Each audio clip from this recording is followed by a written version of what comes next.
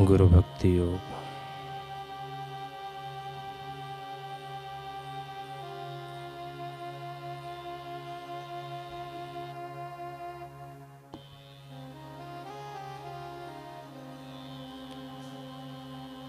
गुरु भक्ति योग आपको इसी जीवन में धीरे धीरे दृढ़ता, निश्चिंतता एवं अविचलता पूर्वक ईश्वर के प्रति ले जाता है।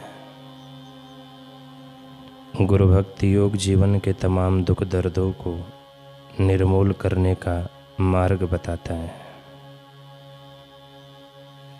गुरु भक्ति योग का अभ्यास आपको भय, अज्ञान, निराशावादी स्वभाव, मानसिक अशांति, रोग, निराशा, चिंता आदि से मुक्त होने में सहायभूत होता है। गुरु भक्ति योग जीवन के अनिष्टों का एक ही उपाय है। गुरु भक्ति योग के अभ्यास से सर्व सुख में अविनाशी आत्मा को भीतर ही खोजो। अहम भाव के विनाश से गुरु भक्ति योग का प्रारंभ होता है और शाश्वत सुख की प्राप्ति में परिणत होता है।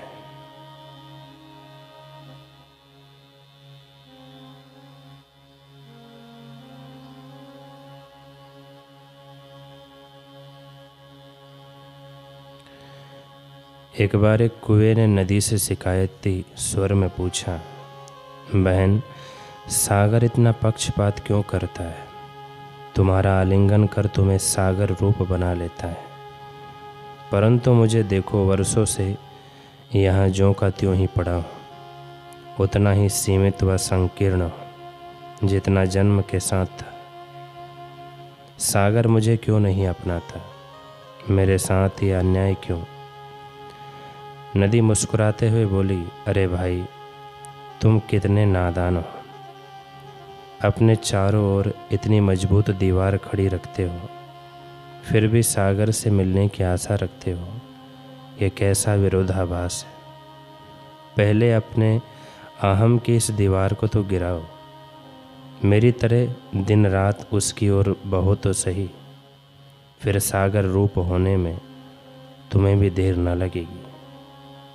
अहम की दीवार ही सबसे बड़ी दीवार है। गिर गई दीवार तो दीदार ही दीदार है। यही दीवार है जो साधक को भक्ति मार्ग में बढ़ने में रुकावट पैदा करती है। इसके रहते हम पूर्णतः गुरु तत्व से एकाकार नहीं हो सकते।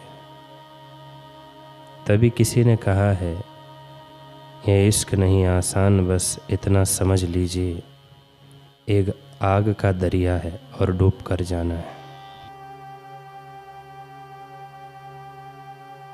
ये जो भक्ति भाव का मार्ग है, जितना आसान दिखता है उतना है नहीं।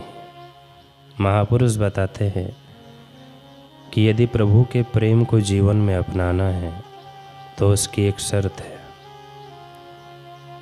जो तो के प्रेम खेलन का चाव, सिर धरी तली गली मोराओ। अर्थात ये जो मार्ग है, ये मार्ग बनने का नहीं, ये मार्ग मिटने का मार्ग है। सिर धरी तली, यहाँ कौन से सिर की मांग की है? अपने अहम की। इसको त्याग कर ही हम इसके घर में प्रवेश कर सकते हैं। एक बार एक शिष्य ने अपने गुरु से कहा, गुरुदेव, मैं आपके लिए सिर भी दे सकता हूँ।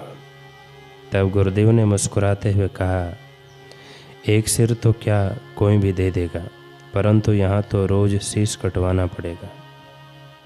भाव यही है कि गुरु दर पर अपने मैं को मिटाना होगा, क्योंकि मनुष्य के भीतर यह अहंकार जो अवगुण है, यही उसके भक्ति मार्ग में सबसे बड़ा बाधक है, जिसे त्यागना भी मनुष्य के लिए अति दुर्लभ कहा है। कंचन तजना सहज है, सहज नारी का नह, मान बड़ा ईर्षा, दुर्लभ तजना यह। अहम भाव मनुष्य के नस नस में इस कदर रच बस चुका है कि इसका त्याग करना इतना सहज नहीं है, क्योंकि आजकल हर व्यक्ति, हर इंसान अपनी प्रशंसा चाहता है, चाहे छोटा हो या बड़ा, क्योंकि ये स्वभाव है मनुष्य का। अब क्षेत्र चाहे कोई भी हो, संसार या अध्यात्म, मूढ़ व्यक्ति सब जगह चाहता है कि मेरी प्रशंसा हो, मेरी तारीफ हो। पश्चिम में एक सुविख्यात लीडर हो गए चर्चिल। कहते हैं चर्चिल का जो भाषण था वह बहुत ही चर्चित था। बहुत लोग उसके भाषण को सुना करते थे। एक बार चर्चिल कहीं भाषण करने जा रहा था। अचानक रास्ते में उसकी गाड़ी खराब हो गई। उसने अपने आसपास देखा। एक टैक्सी ड्राइवर से बोला, मुझे फला स्थान जाना है, क्या आप मुझे वहाँ पहुँचा देंगे? टैक्सी ड्राइवर ने चर्चिल को मना कर दिया। चर्चिल बोला कि तुम नहीं जानते कि मेरा वहाँ जाना कितना ज़रूरी है। उस टैक्सी ड्राइवर ने कहा, आपको नहीं पता, अभी रेडियो पर चर्चिल का भाषण आने वाला है और मैं उन्हें हमेशा से सुनता हूँ, इसलिए मैं तो नहीं जा सकता। इस बात को सुनकर चर्चिल बड़ा ही प्रसन्न हुआ। चर्चिल ने अपने जेब से एक बड़ा सा नोट निकाला, उस ड्राइवर को दिखाते हुए बोला, भाई अब तो चलोगे?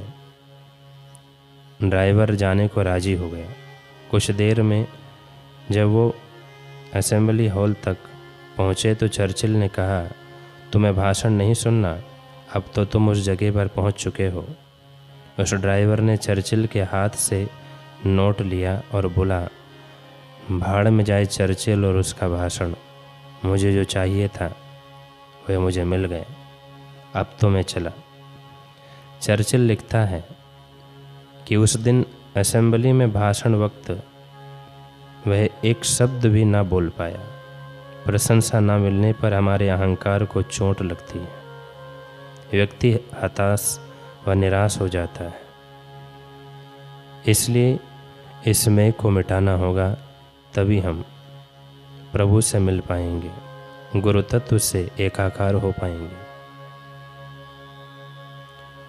तू को कितना मिटा तू ना रहे, और तुझ में दवे की बू ना रहे। महापुरुष कहते हैं कि अपने को इतना मिटा दो कि भीतर से द्वैत की भाव ही चले जाए।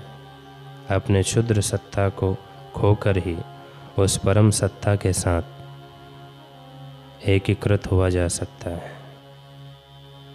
कहा भी गया है कि लघुता में प्रभुता बसे। यह परम सत्य है कि जितना हम लघु होंगे उतना ही प्रभु के निकट होंगे। भगवान श्री कृष्ण उद्धव जी से कहते हैं कि संपूर्ण त्याग का जो सार तत्व है, हे उद्धव मैं तुम्हें बताता हूँ।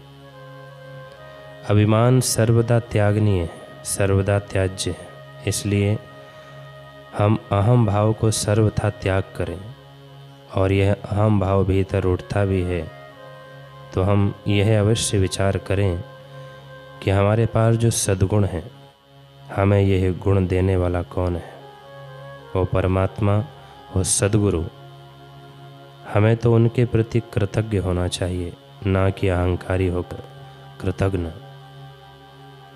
विवेकानंद जी कहा करते हैं थे कि मेरे गुरुदेव के कृपा कटाक्ष से लाखों विवेकानंद तैयार हो